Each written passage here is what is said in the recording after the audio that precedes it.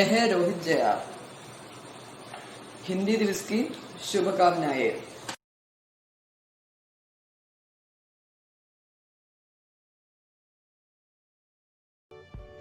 हिंदी भाषा भारत की राष्ट्रीय भाषा है। 14 सितंबर 1949 में हिंदी भाषा भारत की राष्ट्रीय भाषा बनी। भारत के 70% से अधिक लोग हिंदी को समझते और बोलते हैं। इस दिन स्कूलों और कॉलेजों में हिंदी भाषा संबंधित कई तरह के प्रोग्राम आयोजित किए जाते हैं। हिंदी दिवस मनाने का मुख्य उद्देश्य हिंदी के सम्मान और महत्व को लोगों तक पहुंचाना है। हिंदी भाषा संसार भर में चौथे स्थान पर सबसे अधिक बोले जाने वाली भाषा है। संसार भर में 150 से भी ज्यादा विद्यालयों में हिंदी भाषा विषय के तौर पर पढ़ाई जाती है। नमस्ते शब्द हिंदी भाषा का सबसे अधिक प्रयोग किए जाने वाला शब्द है। इंटरनेट पर हिंदी की मांग तेजी से बढ़ रही है। हिंदी भाषा हरियाणा, छत्तीसगढ़, राजस्थान, मध्य प्रदेश, उत्तराखंड, हिमाचल प्रदेश और उत्तर प्रदेश की राज्य भाषा भी है।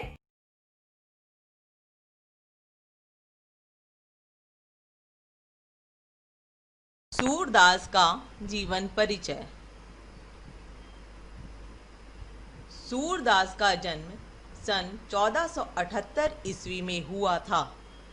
इनके जन्म स्थान के बारे में मतभेद है। कुछ विद्वान इनका जन्म स्थान आगरा से मथुरा जाने वाली सड़क पर स्थित रूनकता नामक ग्राम को मानते हैं, जबकि कुछ इनका जन्म स्थान दिल्ली के निकट सीही ग्राम में मानते हैं। सूरदास के माता पिता एवं कुल के संबंध में भी विद्वानों में मतभेद है। कुछ विद्वान उन्हें चंद्रवरदाई का वंशज मानते हैं। सूरदास जन्म से अंधे थे, परंतु सूर ने बालक कृष्ण की विभिन्न बाल क्रीड़ाओं, प्रकृति तथा विभिन्न प्रकार के रंगों का बहुत सूक्ष्म, यथार्थ और मार्मिक वर्णन किया है। सूरदास जी को वल्लभाचार्य के 8 शिष्यों में प्रमुख स्थान प्राप्त था। इनकी मृत्यु सन 1583 ईस्वी में पारसौली नामक स्थान पर हुई। कहा जाता है कि सूरदास ने 1.25 लाख पदों की रचना की। इनके सभी पद रागनियों पर आधारित हैं। सूरदास जी द्वारा रचित कुल 5 ग्रंथ उपलब्ध हुए हैं, जो निम्नलिखित हैं: सूरसागर, सूरसारावली, साहित्य लहरी, नल दमयंती और ब्याहलो। इनमें से नल दमयंती और ब्याहलो की कबीरदास पर निबंध।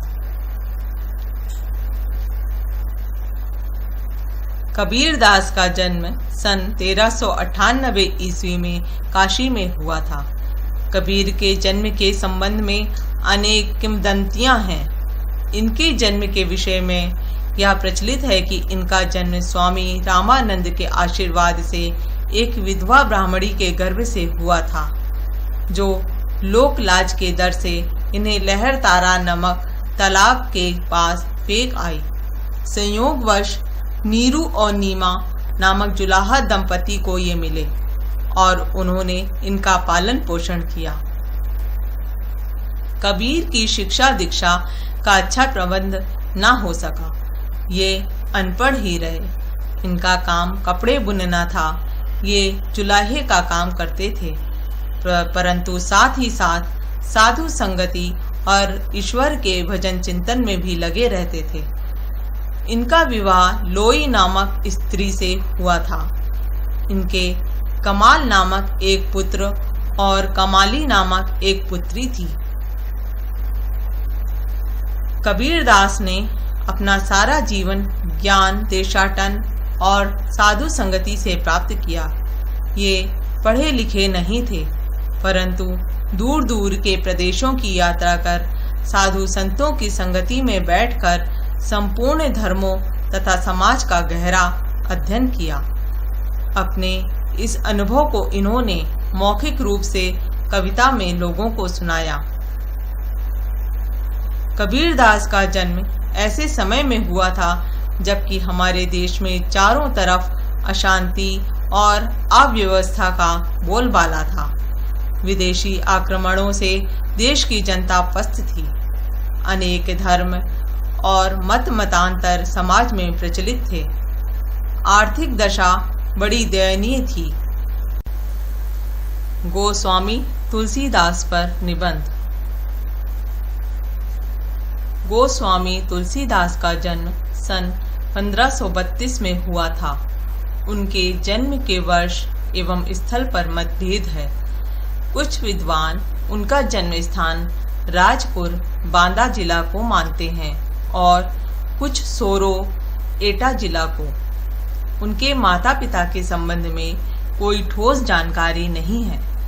प्राप्त सामग्रियों और प्रमाणों के अनुसार उनकी माता का नाम हुलसी तथा पिता का नाम आत्माराम दुबे था। तुलसी का बचपन घोर कष्टों में बीता। उन्हें माता पिता से बिछुड़कर अकेले जीना पड़ा। आरंभ में वे भीख मांगकर गुजारा करते थे। उनके गुरु का नाम नरहरिदास था। उनका विवाह दीनबंधु पाठक की पुत्री रत्नावली से हुआ था। ये अपनी पत्नी से अत्यधिक प्रेम करते थे।